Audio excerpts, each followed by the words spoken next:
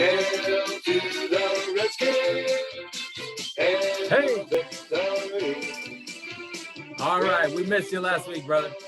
Oh man, it's good to be back. It's good to be back. Hey, but you guys killed it, man. I'm so proud of you guys. I watched the whole thing. Thumbs Yeah, that up. was a good one. That was awesome. So we're bringing you in. You're our designated Washington football team expert, NFC East champs, Washington football team, that is. Yeah. We're about 2.5 months away from draft day. And I figured we'd talk about some pending free agents that are on the roster or might not be on the roster right now.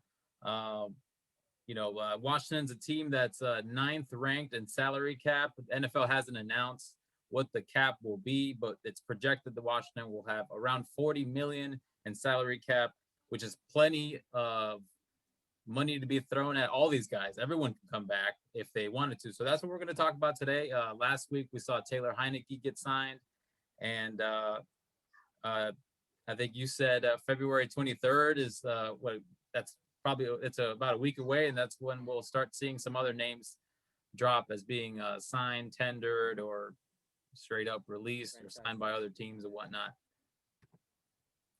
I was looking at all the different projections with salary cap, and the Washington's in top 10 in every little projection, so it looks good for them, in this offseason, a lot of options. Yeah, it's wild that they're finally in a position to make some pretty big moves. It feels like we've been stunted by bad decisions from the front office for several years. But as a fan, it's like we're always hoping for the best, and it's always like, man, we'll be better next year. But this year it feels like, yo, we need to do something because we look all right. The defense looks amazing. Let's build. It's more ponte las pilas, put your batteries on type of thing. Yeah. There's that strength of schedule is going to get tough, but there aren't really that many big names on the team that are free agents this year. So I think we've talked about it in our one of the last videos where there is a window right now where the team's young, and there's cap flexibility. There's strong coaching staff, seemingly strong front office. They've made some good decisions. One of the good decisions was Ronald Darby, bringing him in on a prove it 1-year deal. How did you feel about how he played last year? I liked him a lot. I like the effort. I always look into which guy's gonna give his heart out there, and he was out there, man. I looked at the stats. He's tackles. He had like 55 tackles. He had like 16 pass deflections. I think that was like top 5 in pass deflections. And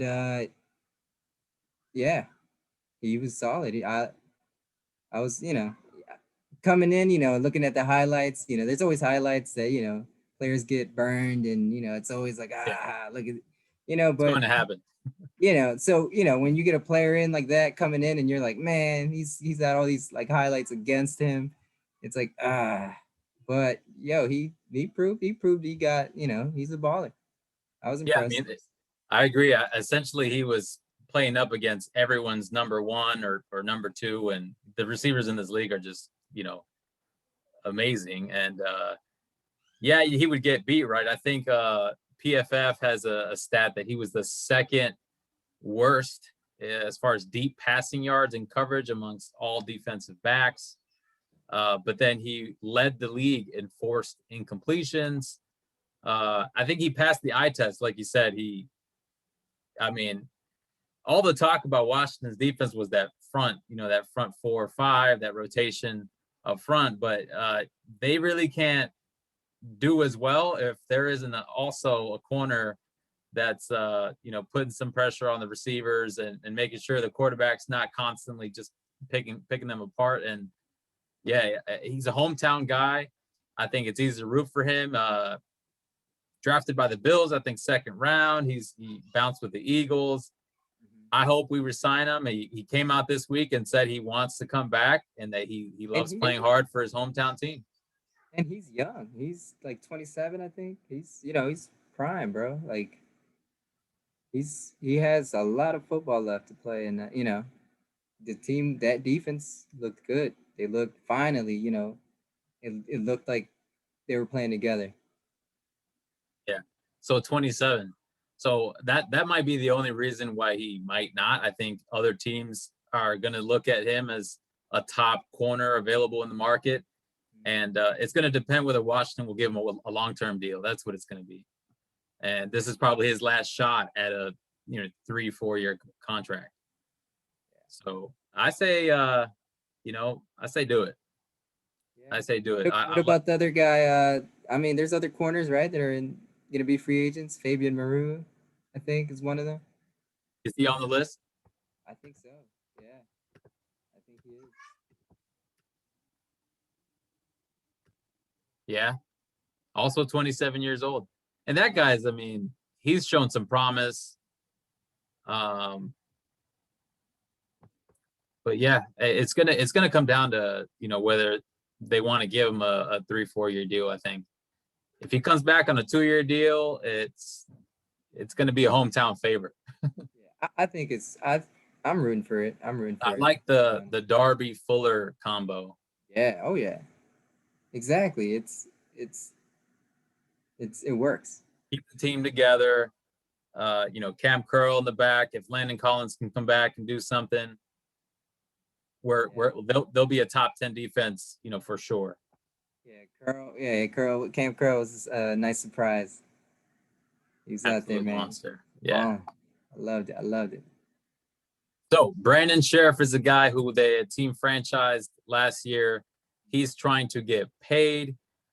He's trying to probably become the highest paid guard, on top of Brandon Brooks from Philadelphia, who got a big contract. And then there's Zach Martin, the guard for Dallas. Should they give him a long-term deal? If they franchise him again, it's a huge cap hit. Whereas if they give him a deal, they can save some money, at least in the early years, it seems. How much stock do you put into paying a guard? Hey, he's been reliable, man. He's been the best that our line has had for how long? Since since his rookie year, really.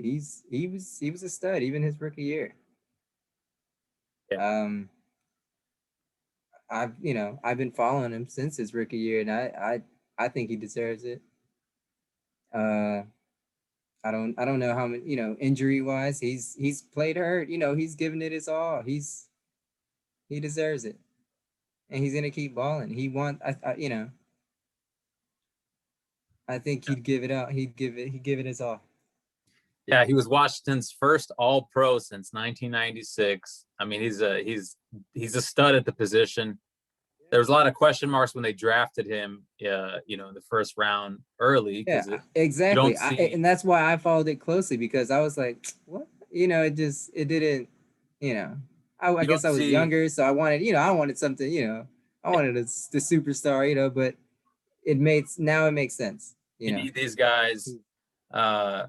You just don't usually see guards get drafted that high. I think he was a left tackle in college, but he's a top 2, top 3 in his position. I think the injury bug is a little bit scary. If they sign him to a long-term deal and he only plays 60% of the games, that'd be a tough pill to swallow. But I'm with it. I mean, if they want to protect whatever quarterback is taking the snaps in the next few years, I think you got to bring him back. I hope that, as if with everybody, there's some type of a, good deal. So it doesn't stunt our ability to maybe go after, some of these big name quarterbacks that are being thrown out there. But again, I like the idea of keeping the team together. We drafted, and I like that.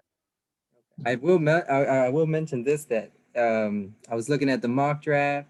Obviously, it's a lot, it's early right now, but they had the Skins getting lineman, in first pick as, our 19th pick. I looked him up, obviously, a little bit of highlights, a little bit of stats. He looks good, but it's just, if that's, if that's a move, it's, you're it's a whole rebuilding stage in your line. You don't want that. You rather build, add on, you know, from Scherff, add on, from him instead of bringing a new guy. And on that offensive line, I mean, they re-signed Chase Rouillet at center, which was a great idea, great deal. But beside him, there isn't really a guy that's locked in long-term, big money on the line. So if there's going to be a guy, I agree. I think we should keep Scherff if we can, and then use that first round pick on anything but an offensive line. So the other guy, another not hometown guy, but another guy that we drafted, Ryan Kerrigan, just finished his 10th year. He is first all-time in Washington history in sacks at 95.5. Do we bring Ryan Kerrigan back? Or where does he go? Where does he go? I love Kerrigan, but I don't see them bringing him back, unless it was for some minimal contract. Unless he's willing to take something small. There was that scene at the end of the Tampa game where he's kind of walking the stadium. It kind of looked like that was his farewell. That was his goodbye. He's not getting the playing time. Slowly, he's just hasn't been on the field because they've drafted all these other guys at those positions. So I agree. I think unless he signs for some crazy like veterans minimum, I'd be happy to see him go to another team that maybe gives him some more playing time. I agree because with the playing time that he did get, he had 5 sacks, I think, like 5.5 sacks. Yeah, he's a sack machine. Yeah. He does his job. You gotta appreciate that. Good dude. So one other guy I wanted to talk about was Cam Sims. He's low on the list as far as cap hit and all that. Say that again? Cut him. I don't know why this guy interests me so much. Maybe it's because he's 6'5" and 230 pounds.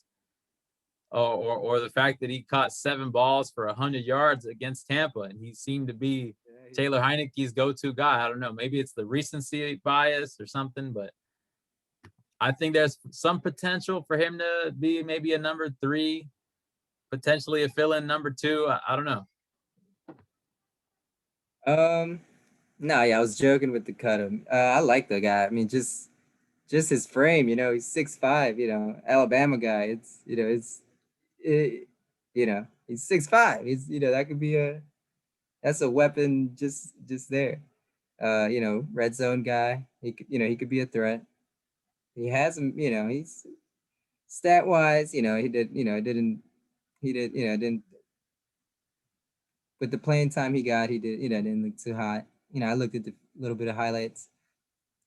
He barely played in Alabama. Yeah. But I don't know, man. Realistically, I don't see it. I don't see him coming back. With all the other targets they got in mind or rumors right now, Galladay, Robinson, Corey Davis. I don't. They're probably trying to get rid of some of these guys. You're saying we'll definitely get either a number 1 receiver to match with Terry, or they bring in a number 2 guy like a Corey Davis or something like that. And I mean, yeah, Terry has been amazing. Real consistent. Just looks like a leader out there too, man. He reminds me of like a Fitzgerald, bro. Like it's so nice to see. As a fan, it's like you really like that Santana Moss effect, right? Yeah. Not the biggest guy, he's not the fastest guy, but he runs crisp routes and he's reliable. And it doesn't matter who's behind center. Terry is catching, 8 balls, 12 targets for 90 to 100 yards or so. I just want to show you a little something. I'm going to put on the highlight. Now, as good as Terry is, he didn't catch for 100 yards against Tampa Bay and their Super Bowl defense. But I wanted to show you a sick catch from my boy Cam Sims against the undefeated at the time Pittsburgh Steelers. Alex Smith at center. Look at that. Woo! Look at that duck. Handed. That's a wobbly ball.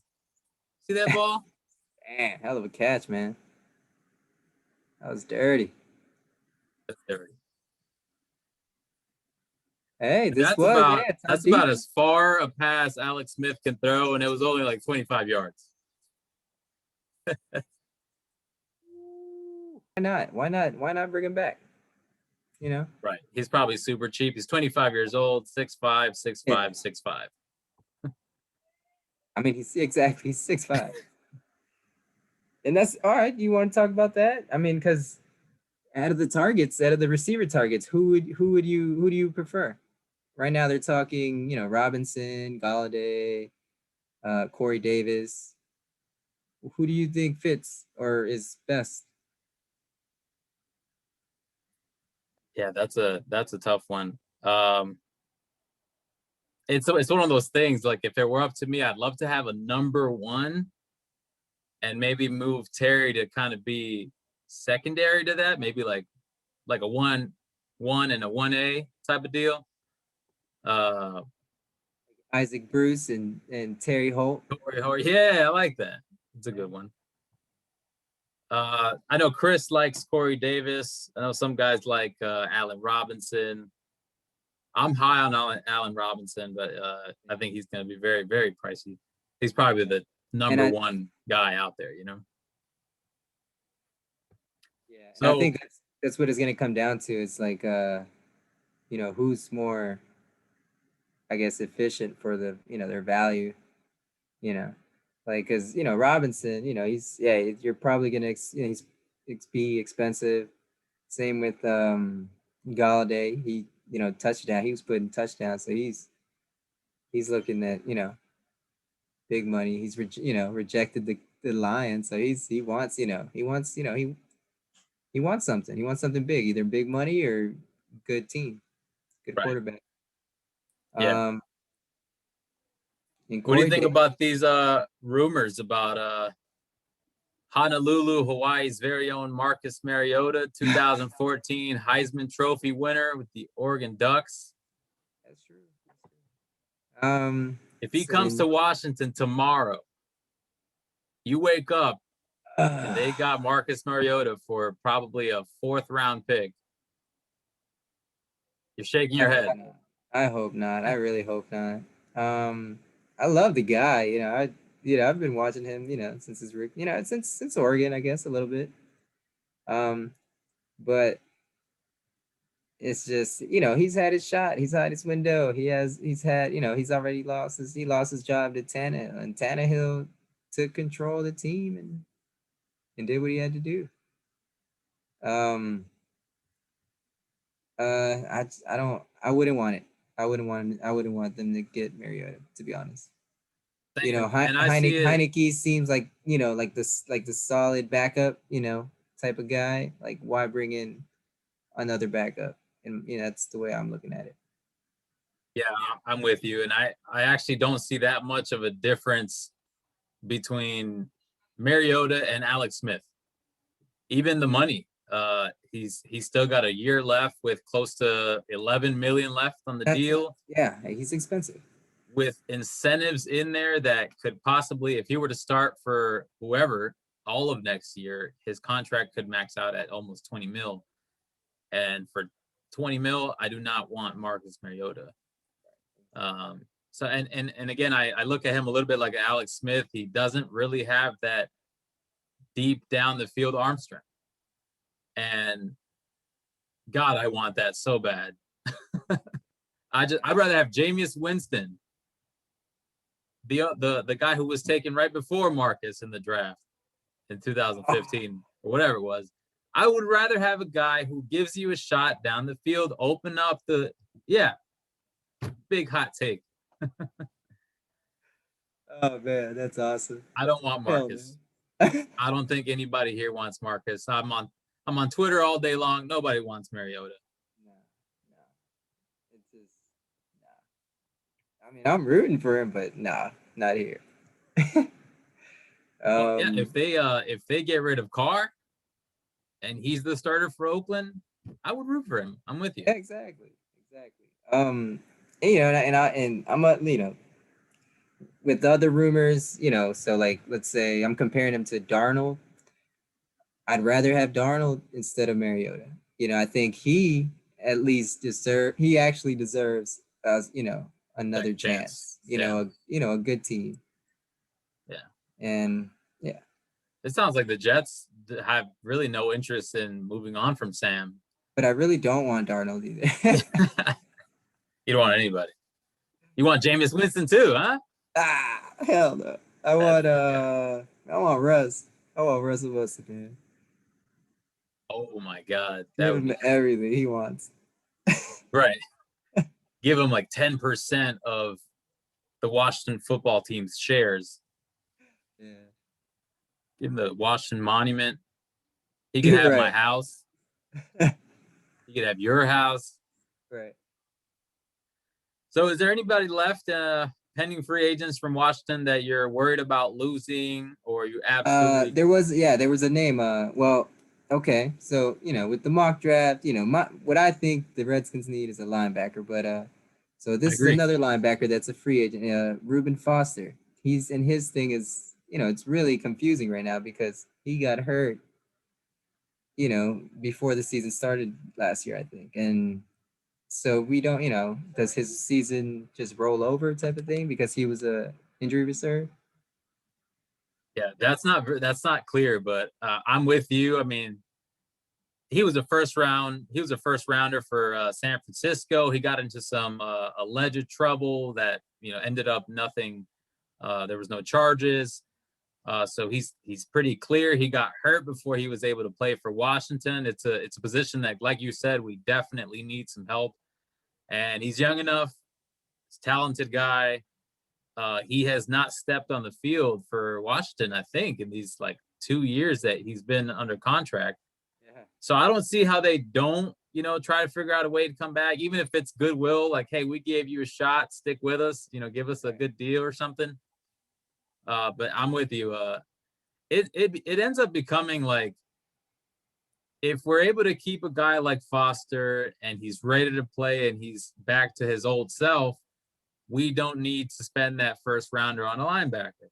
If we keep Scherff, we don't need to spend the first round pick on an offensive lineman.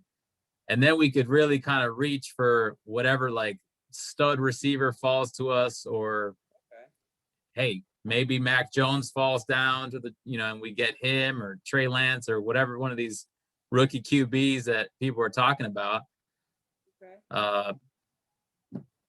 So I pretty much ending the show with pretty much saying, I hope they bring all these guys back, especially my boy Cam Sims. Hell yeah, man.